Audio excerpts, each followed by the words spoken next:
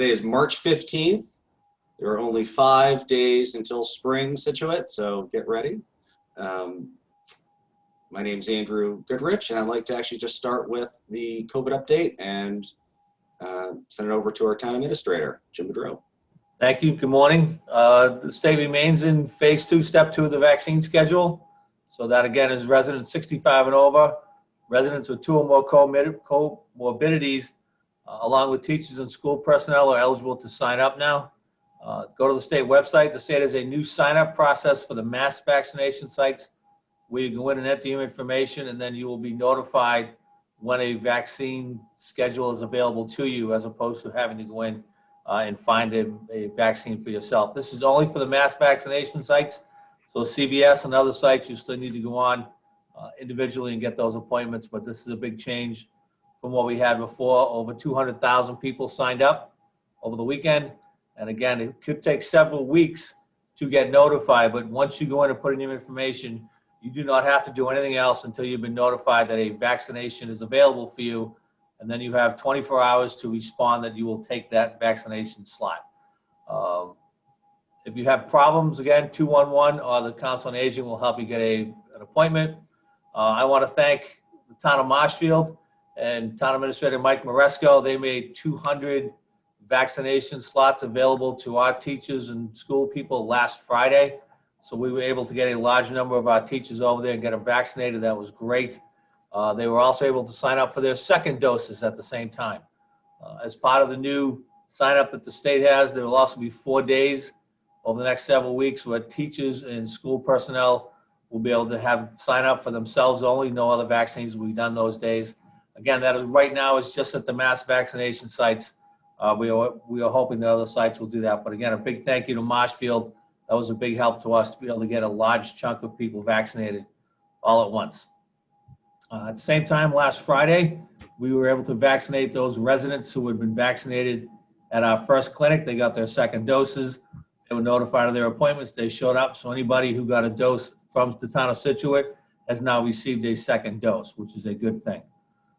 Since last Monday, we've had 33 new cases in Scituate. That's up 3 from the previous week. So we seem to be in that 25 to 35 range for the past several weeks. We're still in the yellow. Our 14-day positivity rating was at 2.214, which is up from 1.76 the previous week. Again, we seem to be in that state of between 1.75 and 2.5. And I think we're going to be there for a little bit until the vaccine really starts to kick in and people get vaccinated. But we need to keep being vigilant. We need to keep wearing masks. We are in phase 3, step 2 of the reopening process.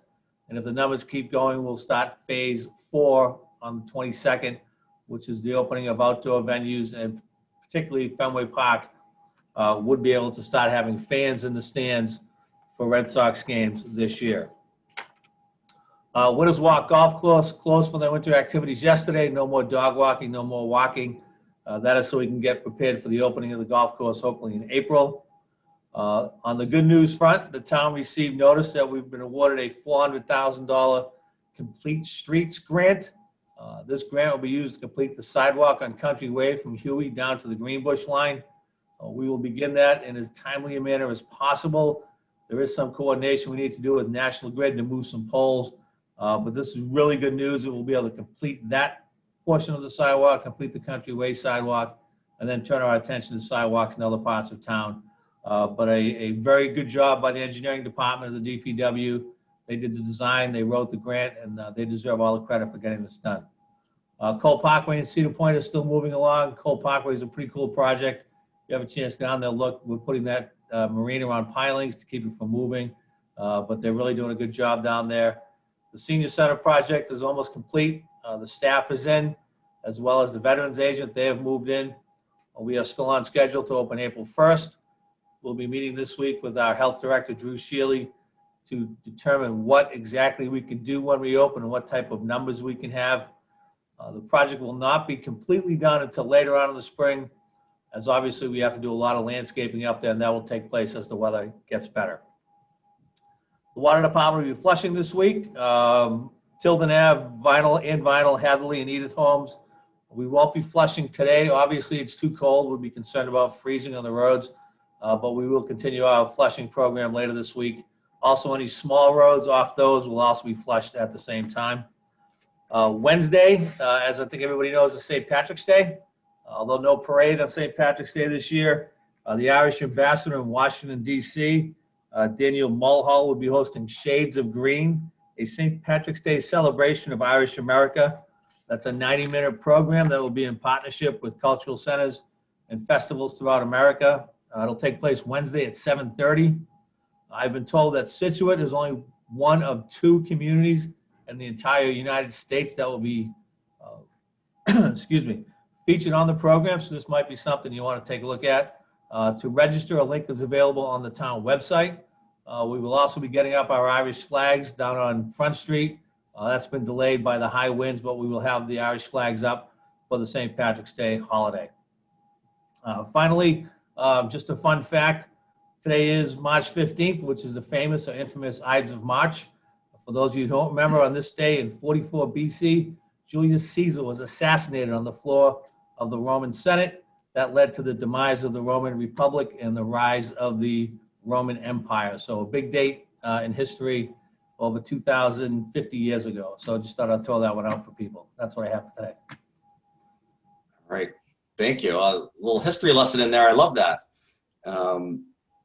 So yes, with only 5 days until spring, I just wanted to give the announcement too that the water barrel program is coming back this year. It's for, you may pick up water barrels.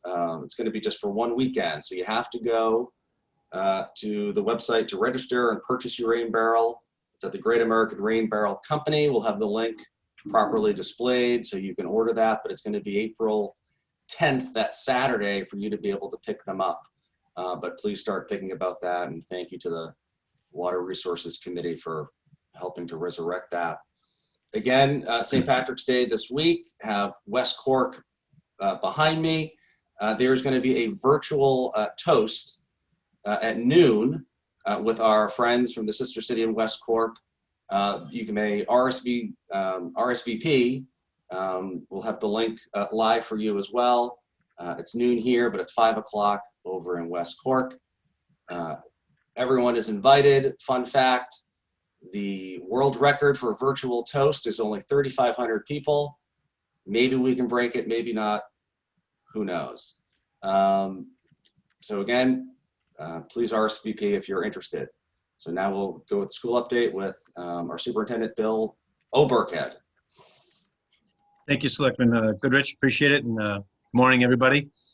Just a little health and wellness update for our end on COVID. There have been 8 new cases in our school this past week, which brings our total up to 168 for the year. And all community members are notified as the cases occur.